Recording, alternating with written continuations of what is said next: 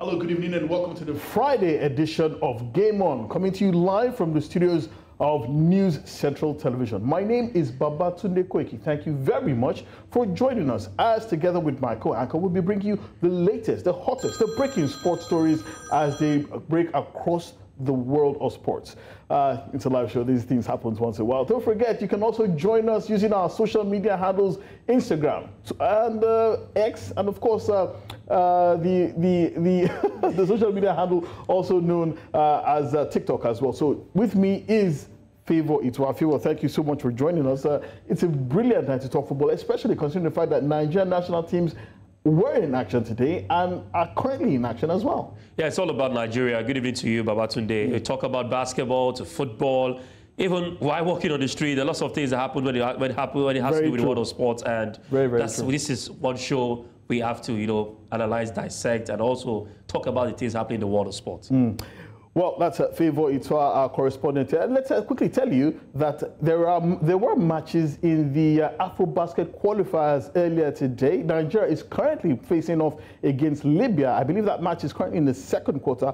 We'll see the live results up on your screen. But let's give you the results from matches that were played earlier today coming up on your screen. Don't forget that these matches are currently being played in Monastir in Tunisia. Beautiful city, by the way. And also in Morocco as well. It's Nigeria currently playing Libya. That match is 40-44. Nigeria currently down by 4 points in that particular game. But earlier today, there were also matches in other games as well. Across the world, across the AfroBasket qualifiers as well. Cape Verde defeated Uganda by 78-73. Angola also defeated Guinea by 76-70. Ivory Coast overcame Madagascar 77-69, while Tunisia, host of the competition, also defeated Kenya 90-69. Egypt also overcame the Central African Republic 76-61. Those are matches that were played earlier on today in the AfroBasket qualifiers, AfroBasket 2025 qualifiers. But now on your screen, as you can see, that live game between Nigeria and Libya, it's Nigeria down by 4 points. Don't forget, it was a very tough time for Nigeria getting to this competition. Favour. Remember, they had so many issues regarding whether they were going to go or not go. It required the intervention of the Ministry of Sports and the minister himself to ensure that Nigeria will be at that competition. So I don't know if this is good news or not, but it's the second quarter right now. There's still plenty to play for. Yeah, plenty to play for. One thing about basketball, it's not about how you start most of the time. It's how you finish, especially when you talk about the third quarter and the fourth quarter. We all know that is when the momentum, keeps building, and then you see, players, target three-pointers. They all go all out. The best player of the day would be utilized, mostly by the teams to ensure they get, the desired result. But I fear for Nigeria because, of course, the teams in their group, Uganda and Cape Verde, we saw the number of points they got, 72-74. And this same team will play Nigeria. Don't forget, Queen said last night that the only team that we may have an opportunity to get a good result against is Libya. Others would be difficult, and it's showing from the results. Hopefully, we get a win against Libya, and then hopefully we can ride on that against Uganda and Cape Verde. But trust me, it's going to be difficult. I hope they will not blame blame it on we didn't arrive on time. That's why we didn't get the win. We should be able to go past Libya at this point in time. But our basketball in Africa is way more than Libya, and we should not be struggling against them. Well, that's what you say, but the Libyans obviously have a different they have a different idea regarding this. Are currently leading Nigeria by 4 points in the second quarter of that game. And remember that Nigeria is also in the same group alongside Cape Verde and Uganda. So those are tough games coming up for Nigeria. They need to win this one against Libya, but it was always going to be tough. FIBA did their best by moving Nigeria's game first from 12 noon to 2 p.m. But because Nigeria arrived pretty late, they also magnanimously shifted that game to 8 p.m. But it still hasn't changed the possible outline of that game because a lot of Nigerian stars are missing for this game. And a lot of the players in that team actually are from the domestic league here.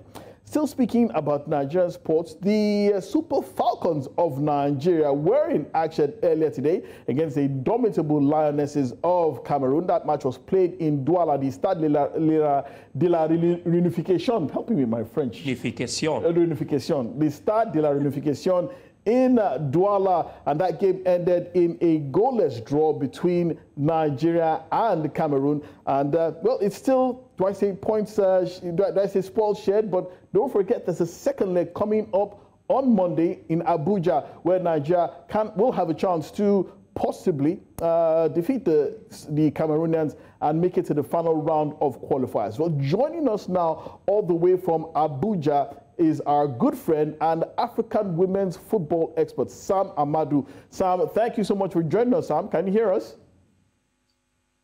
Yes, very well, I can. Well, good evening, Sam. Let's start with what happened in Douala. It wasn't the result that you expected, considering the fact that we had Coach Randy Waldrum back in the saddle, the full complement of the Super Falcons were there, all the big names were there, Assistant Toshwala, Payne, and of course Ashleigh Plumptre, and all the defenders. Everyone was there. Was this the result that you expected?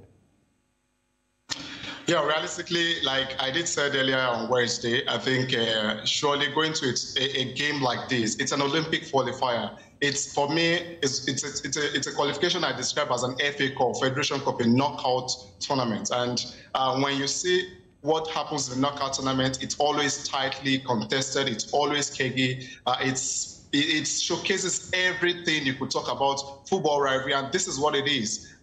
We came into the game thinking that, well, rolling back on how we did very well at the World Cup, playing almost the same set of players. But unfortunately for us, this is an African contest. It's not a World Cup. A different set of football football opponents. Definitely, you need to do things differently going up against an African challenge. But realistically, I think they managed to hold it up well. This is the same struggle we had against Ethiopia, even though it was Justin Madugu that was in charge. We were obviously going to struggle again playing an African opponent, especially knowing that Randy was obviously coming with transferring his World Cup tactics with the Super Falcons into the game against Cameroon. Unfortunately, it wasn't just going to happen, or it wasn't just going to be a stroll in the park. And I think the team really showed character earlier in the game. We really wasn't purposeful about our intentions in the game. We weren't too clear about our plans, and even not also quite decisive about our winning strategy. We look more defensive-minded, having 3 defensive midfielders, and we also couldn't communicate with the attack. For almost over 20 minutes of the opening game, if not more, we just even couldn't threaten the defense of the Cameroonians. So I think I felt obviously they thought they were really going to keep the Cameroonians at bay and ensuring that they could have probably managed the game in the early stage. But again, I'm impressed with how they managed to turn out in the second half. The changes were spot on. I think possibly they were able to, they could have gotten something out of that game with those late runs, those attacks, those efforts to at least really possibly get something in. But again, unfortunately, that didn't happen. That, for me, it's a major minus, because in a qualification like this, how you turn out well in your first leg matches counts a lot about your chances of progression. And this alone give me a lot of concern, because we've been here before, and this is not just the first time. So no matter how much we feel comfortable about our potentials, comfortable about the quality of the setup, the quality of the team, or the coaches, you need to understand this is African football. And for what we've done 3 times, failing at it, it's not because we were short of talent. It's not because we were short of the coaching tactics. It was because we seem to have done a lot of things wrongly, created unnecessary chaos. The change of hand for me was unnecessary. We possibly could have allowed things remain the way it is, because for a Madugu system, like I said before, now the team has reverted to the World Cup system. It's a different ballgame. Madugu was not playing what Randy was playing at the World Cup. He had his own different playing strategy. Hold on, Sam. If I get you correctly, you are actually blaming or you are actually identifying that the change in coaching seems to be the cause for the goalless draw. But if I recall, everybody was celebrating and feting Randy Waldrum as the best thing since sliced bread after that excellent performance at the FIFA World Cup. Surely you would have thought that with the return of Randy Waldrum, this team is more than capable of living up to those high standards and getting the qualification done against Cameroon. Yeah, for me, I think everybody has such expectations. But again, for some of us who have been around for a long time, we understand what happens. It's not about the personality. You won't feel it's because Randy wasn't good enough. No, this doesn't doesn't in any way play up in competitions like this. And when you recall how far we fared, we also struggled against Cameroon. We lost to Cameroon in 2012 in the qualifiers, having to play 3-3 on aggregate and not get knocked out on penalties. We had the same scenario against Equatorial Guinea, that's in 2015, against Côte d'Ivoire in 2019. Nothing has changed with African football. This is African football, and it's not because we lack talent. Even now, we have more of our best legs, and that was what I celebrated last time on your show, that yes, we have our best players around, but in a game like this, in a tournament like this, your best sometimes may even not be good enough, because the opposition you're facing too also are coming with an ambition to do well. And I told you how much Cameroon really wants this. They are already out of the Nations Cup. They are also out of several competitions, and at the same time, they need to salvage their reputation on the continent. They definitely need this kind of game. And they rested their key players. Adera Nekautu, we popularly know, is not involved. What's her name? Gabriel. That's Abudi Gabriela was not even involved today. She was on the bench for most period of the game. So when you look at it, these are practically mostly dominated home-based players that they had on their team to play today. So you could see the hunger. They held us all through. They kept out our sister Douala from even having to penetrate their yard, and it was obvious. But fortunately for I think we had a very better second half. But at the same time, a draw is never what you are bargaining for in games like this, because in the second leg, everybody is capable of getting anything in such a game. And this is where we probably will be most tested. No. Okay, so Sam, you've talked a lot about the performance. You were not happy with that. A draw ordinarily should be a good result. So are you saying going into that second leg in Abuja that we are in danger? Do you have some form of trepidation, some sort of fear that this goalless draw might be our downfall? Don't recall, during the World Cup qualifiers against Ghana, Nigeria played a goalless draw away from home to Ghana and eventually went out on away goals rule. Does this scare you?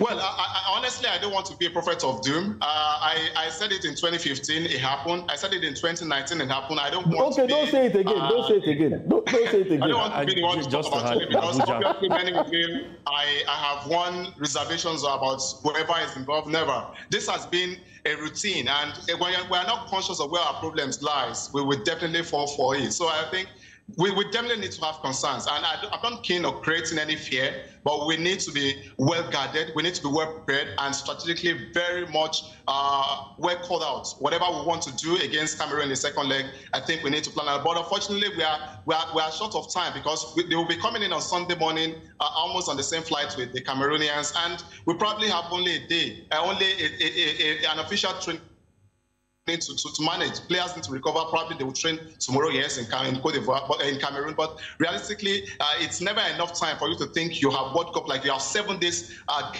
gap for you to train and plan and strategize and recover. Such time is not available. So I think we really have a job cut out. Definitely need to do better, and I'm sure we don't leave any stone unturned in the second leg. Okay, Sam. Let's look at the other results from matches that were played in the Olympic qualifiers across Africa. Ghana losing at home to Zambia. Recall that Ghana had a lot of problems coming into this game, talking about unpaid bonuses that were eventually settled 24 hours before this particular game.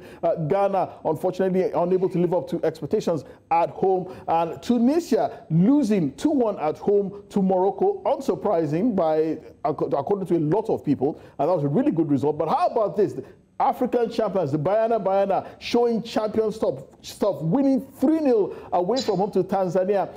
Let's talk quickly about these results, Sam. South Africa, Zambia, and Morocco. Yeah, for me, I think it's just to show you the potentials, what football in Africa is already turning out to be.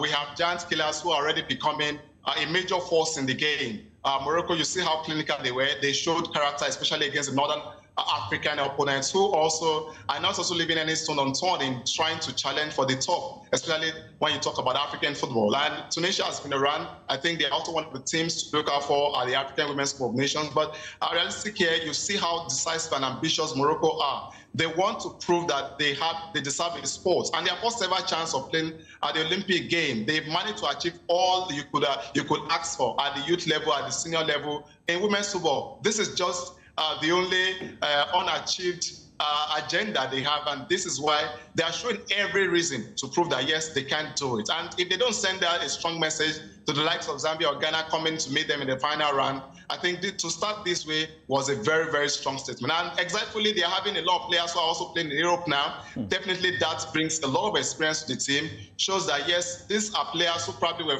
were local-based players before now, but now they've shown that things can be done differently, and they also garnered a lot of experience playing at the World Cup and also having players playing in Europe. Looking at the other game against Zambia, Ghana, for me it was expected, and for me I give credit to the Zambian team and the coach because realistically we know Zambia on a good day, they are one team that swallow goes a lot. They have a very leaky defense, but today they managed to earn a clean sheet. For me, it's remarkable. Even though I know it's in the offing that Zambia may likely have a foreign coaching crew in few months to come, but realistically for what they managed to do against Ghana, it was a clinical performance, understanding that Ghana were plugged into crisis of bonus row. They took advantage of the situation and ensured that yes, they got a very positive result against them. And realistically, you'll be shocked that Ghana has always silenced the Zambia, especially at the youth level. That's even happened in the last edition of the Under-20 qualifiers. But now, interesting to see how the game, the table has turned. Zambia now seem to have been well prepared for this with their best legs available, and it's no surprise. The same we look at on the same page. We look at South Africa. See the character. All the players who scored from Mexico, Mayaga, Sifusiwe, and also Catalana. These are all of them are based in Mexico, and it's interesting how they managed some Mexican flavor for the Bayana fan. Yeah, Mexican flavor for the Bayana. But finally, Sam, before we let you go, can Nigeria win that second leg against the Indomitable Lionesses? Will we win? Yeah, the possibility is nothing, but again, I think we must definitely work out ensuring we avoid a score draw. It's important. So we definitely should ensure a clean sheet in Nigeria, and if we couldn't achieve that, we saw a very toothless Cameroonian side. Definitely they knew they managed Nigeria very well in the first leg. Now the challenge for them now would be how to score in Abuja, and definitely this is where we have so much work to do. Defending and ensuring we don't concede, and definitely that will take a miracle. Okay. That will take a miracle. Wow. Sam Amadou, you've not exactly excited a lot of Nigerians today with your particularly forthright submissions, but thank you so much for your time. Hopefully the Super Falcons will prove all of us, especially you, wrong on Monday when that second leg is played. Thank you very much, Sam. Yeah, thanks for having me. Always a pleasure. And I let everyone have a good night and ensure that we have a wonderful Monday coming. Amen. Amen to that. Well, Favor, I don't know about you, but his words were not particularly favorable. Well, I think Sam is coming from the point of being realistic. When you look at Cameroon and the game being played today, we struggle to score. We struggle to create enough chances to score. And then coming away from home, if you play the UEFA Champions League before the away goal rule was scrapped, you know that a goalless draw at home away from home is not nice, knowing fully well that your opponent can get a goal, and that means you have to score 2 goals to cancel out the 1 goal. Remember what, like you said, what happened against between Nigeria and Ghana en route to the World Cup in Qatar. Cup, yeah. We did not score in Kumasi, and then we conceded in Abuja, and that was. And then I have a fear for the Abuja. I mean, the pitch itself. I mean, that's not really giving us good luck. The city, there's no guarantee that Nigeria will get that kind of crowd that the Cameroonians had today. That's also another thing. I mean, aside that, if you go also to the Accra Sports Stadium, you would see the turnout. It was massive. And I can imagine what will happen also in South Africa. I mean, at the moment, NFF needs to also understand that the 12th man of the day play a key role in football. So maybe cities that we know that they understand the value of having the Super Falcons in town should be encouraged to host the national team. But that's not saying you should not get the job done. Okay. Well, we'll see how that pans out for the Super Falcons on Monday when they face the Indomitable Lionesses of Cameroon in that second leg Paris 2024 encounter for the Olympic Games. Let's move on to another topic now. We did tell you yesterday that 4 Nigerian teams are in the quarterfinals of the world-famous Viareggio Cup, one of the most prestigious youth tournaments in the world, and we can tell you that as it stands, there is still a strong chance that one Nigerian team will definitely win. Well, might win the final, but one team will definitely be in the final. So let's give you the results of matches that were played in the Viareggio Cup very quickly. As you can see on your screen, Torino under 19 lost by 2-1 to Beyond Limits. Honved under 19 lost to Ojodu City by 4-0. The Serie D team also lost by 1-0 to Brazzaville under 19. I think that Brazzaville under 19 is a Congolese team. And that game between 2 Nigerian teams, ATFA and Mavlon, ended in favor of Mavlon, who will be in the semi-finals. They won that game by 2-1. So let's quickly give you the the semi-final fixtures as it were now, and it is Beyond Limits under 19. They will be facing Ojodu FC under 19, while Brazzaville under 19 will face Mavlon under 19 as well. So it's an all-African semi-final favor, but it seems as if going by the numbers, one Nigerian team will definitely be in the final, but will a Nigerian team win it? Well, first of all, it's good to also note that we would have a southwest derby in the sense that Ojodu is in Lagos, Beyond Limits is in Remo, Ogun State. That's also a rivalry. But of course, it's interesting to know that our football at the youth system is really developing, especially from the private angle. We've also seen how well the private investors are ensuring that they grow their teams and ensure they have the ball. But of course, we are expecting to see one of the Nigerian side go all the way to the finals, and that would be a plus for us. And I'm also thinking that either of Ojodu or Beyond Limits would win this tournament. I'm hoping so too. So congratulations to the 3 Nigerian teams that have made it to the semi-finals of the Viareggio Cup. We're talking about Mavlon FC, Ojodu City FC, and Beyond Limits FA. You're still watching in the game. We'll take I beg your pardon. You're still watching Game On. We'll take a short break. When we return, there's still more to come on the show.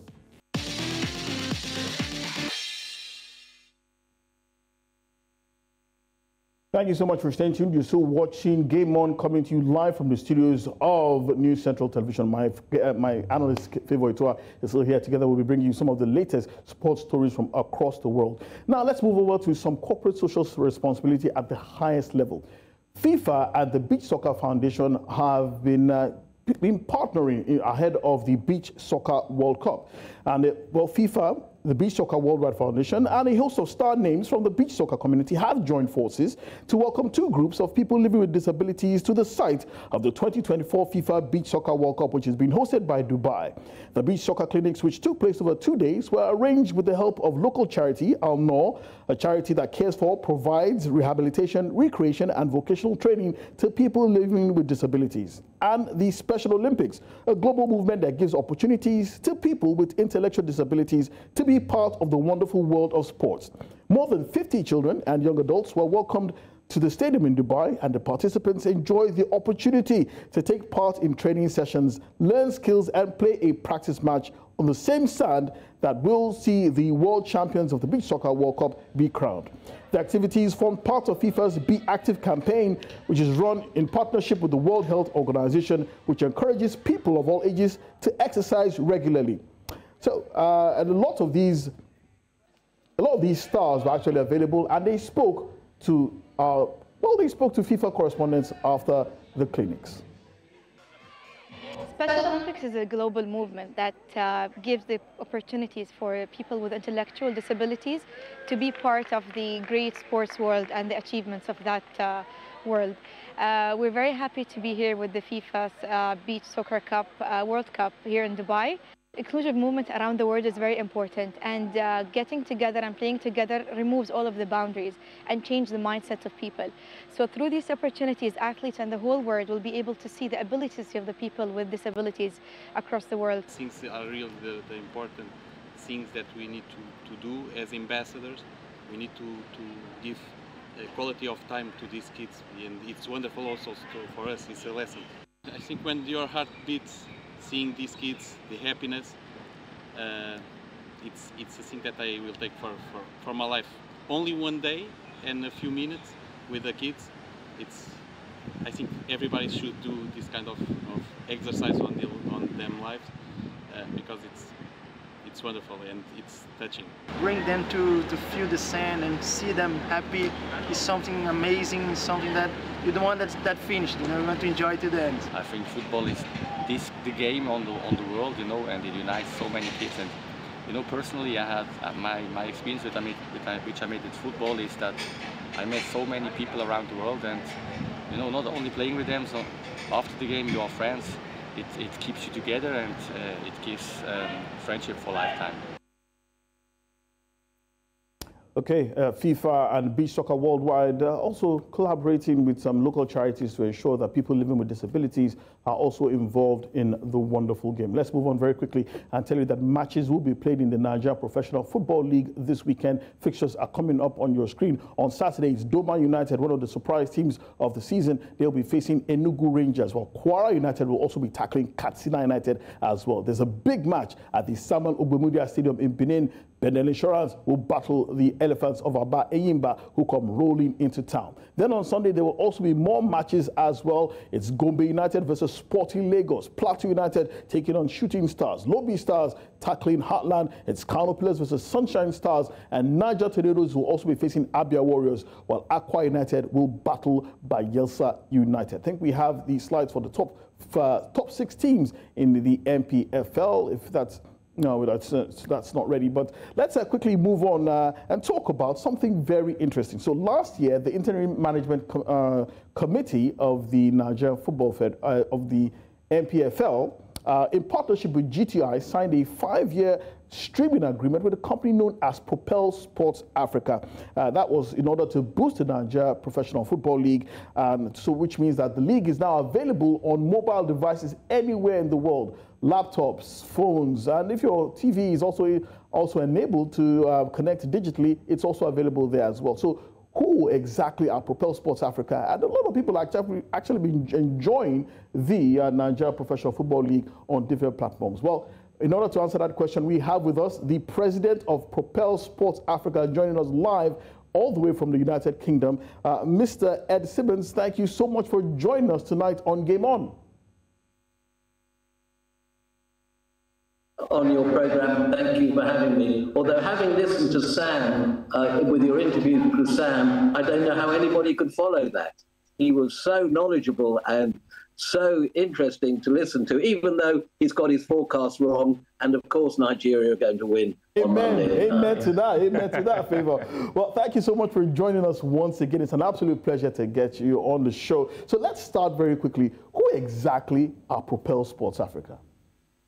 Okay, so Propel Sports Africa are a company based in Manchester, England, and Lagos, Nigeria. You couldn't get better, really. The two the best of football cities possibly in the world to come. Manchester currently, and Lagos very soon, I'm sure. We are a sports rights producer, and broadcaster and distributor.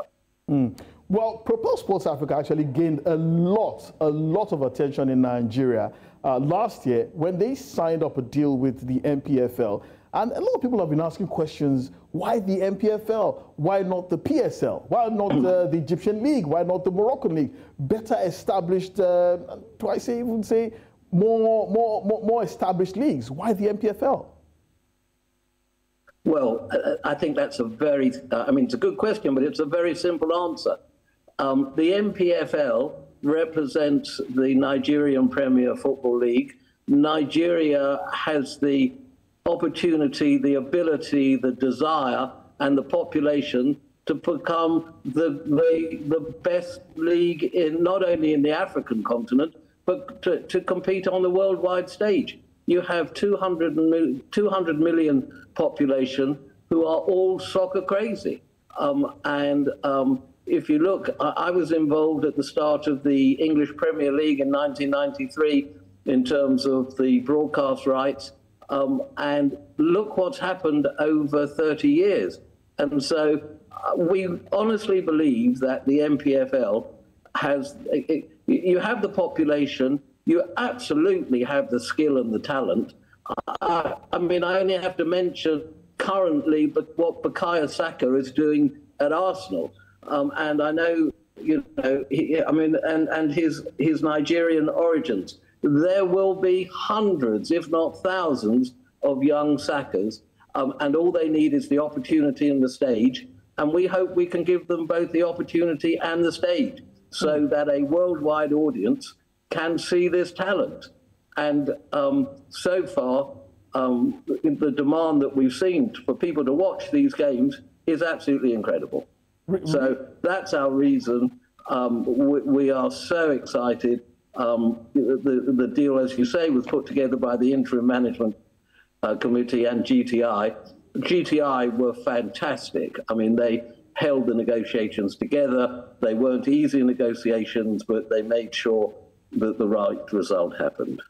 Well, my next question to you, obviously, is a very straightforward question. I'm sure you've been expecting this one. Have you watched any games in the Nigeria Professional Football League? And what do you think of the standard of the football? I have watched several, and I think what comes across more than anything is the passion. You know, ability, of course, is something that will be coached and trained, but the raw ability is obvious to see. And you have players, you have 22 players on the pitch who are so passionate about winning the ball, scoring the best goal, making the best save. You can feel the intensity. I mean, it's to go and watch a Nigerian Premier Football League game is an event and an experience. So I love it. I mean, I just love coming and being in the crowd, not sitting in the VIP seats, but sitting with the crowd and just feeling that passion. Really? Okay. I love it. That's an interesting one. But your company uses a revolutionary piece of equipment, an AI camera, we're told. It's not like the modern TV broadcast cameras that we know everywhere in the world. So tell us a bit more about that AI camera and as it compares. Okay. So let me first of all take you up on that statement. Broadcast cameras, the traditional broadcast cameras, are not modern. They're traditional. And they do an excellent job, but the cost of taking an OB unit with 6, 8, even 4 cameras to a game is so costly that broadcasters can't afford to cover all of the matches. Yes, they can take an OB unit to 1 game, 2 games, but then that's all you ever see. The advantage of an AI camera is it's light, it's portable, and one camera can cover the whole game.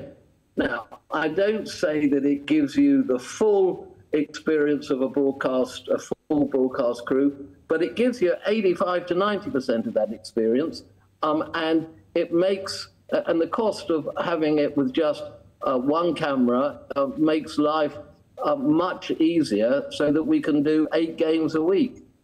You couldn't do 8 games a week in Nigeria because the cost would be just way too high. So doing 8 games with the AI cameras, they're so sophisticated, they're getting better and better. The highlights packages we're producing are best in world. So instantly from our games, we are able to broadcast out free of charge across all social media highlights having used the AI cameras. It's a delight, and it's the future of not only soccer broadcasting, the NBA are using AI cameras now. Interesting. So that's the way it's going to go. Okay, so what has the response been like in terms of people signing up to watch your MPFL games on these digital platforms? Has it been overwhelming, or it's still going? The demand is very strong. I mean, clearly we still have a job to do in marketing it and making sure that everybody knows it's available. But having the opportunity to be on Game On and talking to you is a great advantage, because at least I can tell to a wider audience that this is available. But people love the content. It's interesting that the way people view content on a mobile device is different to a linear broadcast. linear broadcast, you switch the television on, it's on the screen the whole time.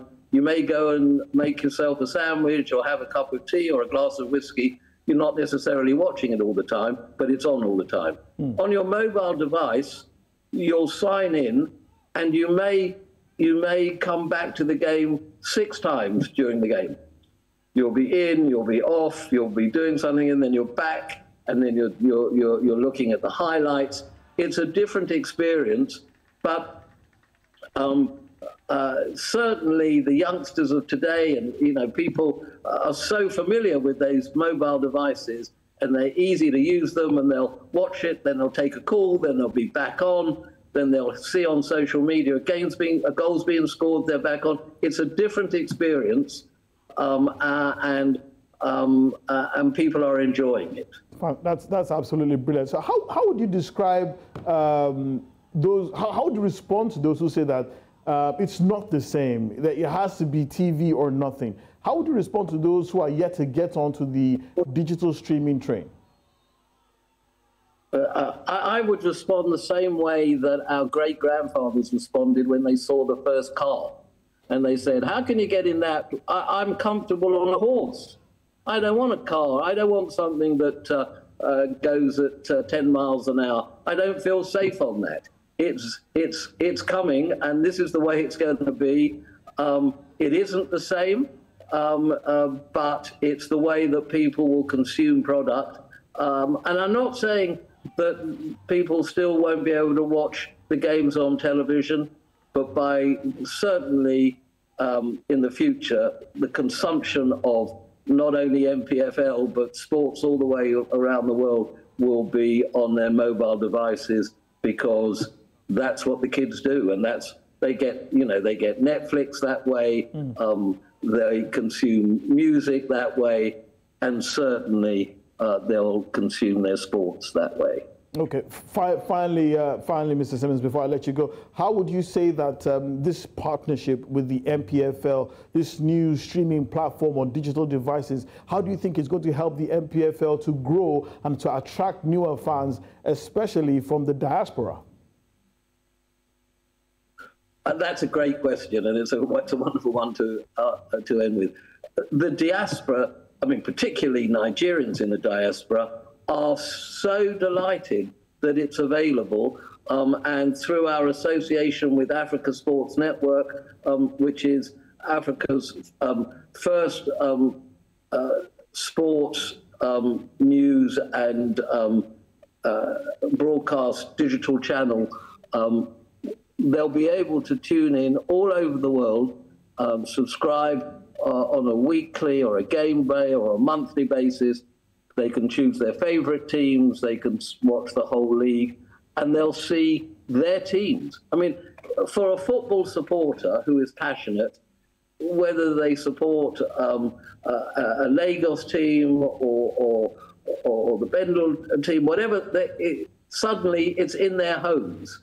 It's in their pockets. They're carrying around with it. We had, within the first 2 weeks, without any marketing, we had viewers from over 100 countries around the world. Wow!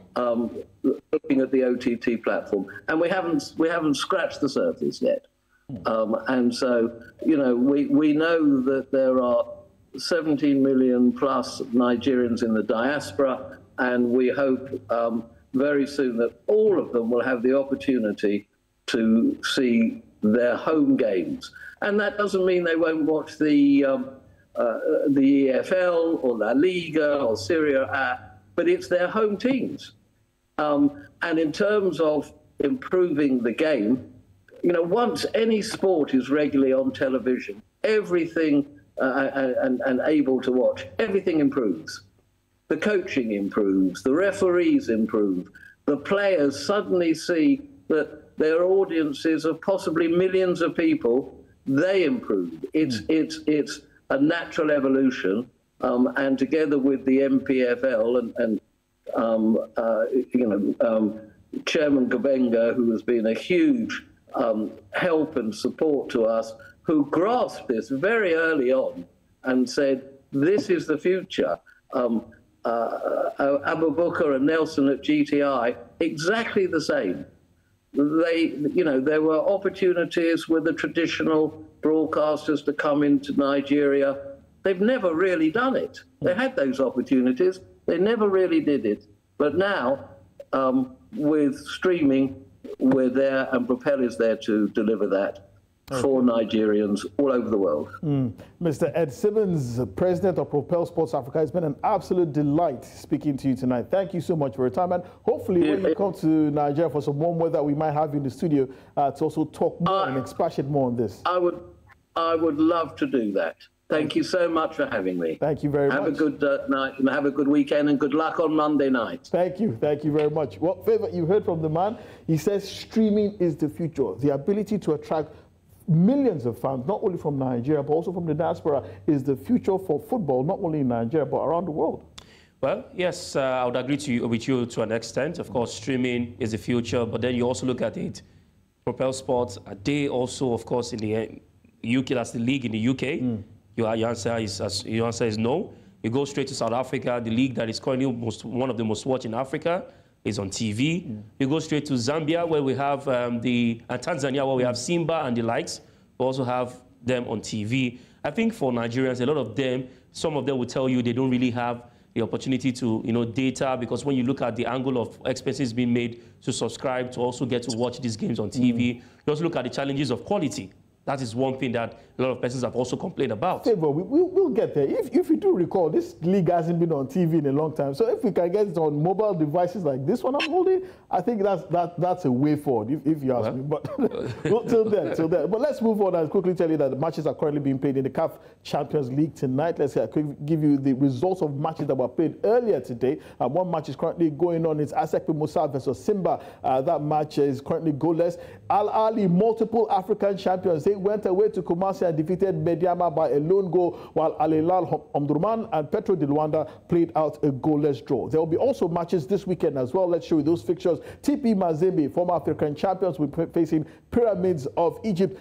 TS Galaxy of Botswana will be facing Wydad Casablanca. Nouadhibou of Mauritania will also be entertaining Mamelodi Sundowns. That's a great match to look forward to, trust me. Young Africans of Tanzania will also be facing CR Belouizdad, while Etoile du Sahel will also be battling Esperance of Tunisia in an all-Tunisian derby. Let's move on very quickly and say that matches will also be played in the CAF Confederations Cup on Sunday. All these matches will be played on Sunday. So it's Rivers United. If you're a big Rivers United fan, they will not be playing this weekend in the MPFL because they are away to Academica de Lobito in Luanda. That's an Angolan team. Other fixtures to look forward to: Super Sport United versus Modern Future. Al Hilal will be battling USM Alger. Abu Salim will also face Zamalek. Abu Salim is a Libyan team. Dreams of Ghana will face Club Africain of Tunisia. Stade Malien will battle Diable Noir. And Soakoya of I think Guinea will take on Sagrada Esperanza of Angola, while Sekukuni United from South Africa will face former champions RSB Berkane. Okay, let's also tell you that, the Carabao Cup will also take place this Sunday between Chelsea and Liverpool. It's a tough game, trust me. And Liverpool head into this final because we are aiming to win the first of a potential 4 trophies. Liverpool on the hunt for a quadruple. They're in the final. They're still in the Europa League. They're also in the EFL final. They're chasing the FA Cup. They're also chasing the Premier League as well. Chelsea, on their part, will be hoping to win their first domestic trophy in 6 years. On your screen, you can see the 2022 final that ended in penalties. Liverpool winning on penalties in 2022. But Liverpool have injury problems. No Curtis Jones, no Alex Becker, no Alisson Becker, I beg your pardon, no Trent Alexander-Arnold, no Diogo Jota. So you might see a lot of youngsters. But speaking ahead of this game, both coaches, assistant coach of Liverpool, Pep Lijnders, and coach of Chelsea, Mauricio Pochettino, who is hoping to win his first trophy in English football, both of them spoke ahead of Sunday's game. Just accept what you have and don't look what you don't have. So that's what we're trying to do. It brought us success in the past. So we try to keep that up. And I feel really happy with that because Cruyff said a long time ago. I'm not even sure if it was Cruyff, but in Holland you say like every disadvantage has its advantage. So with a few injuries, you get young players. You cannot have everything in the world, no? Not at the same time, at least. So you get young players, you get players who didn't play 5 games in a row, but they can show up now. So that's really cool. And yeah, as this season is a season where we created already 3 or 4 new teams in one season, what didn't happen a lot in the last years. But it's not fair to say only mentality. I think too many things change. I think always when it's with all the young teams, always need time to be more mature and improve in different areas. But it's not only in our mentality. I think when we talk about to play football or to compete, I think it's in the whole areas that you need to improve. And I think now the team is improving, and yes, maybe we have the chance, you know, to be more consistent in the way that we compete. In the last 3 games, I think the team competed really, really well. Looking forward to that game between Chelsea and Liverpool, the Carabao Cup final coming up on Sunday. Favour, who are you rooting for? The best may the best to win. More diplomatic it's going to be playing find. for Jurgen Klopp versus a coach who wants to get his first trophy.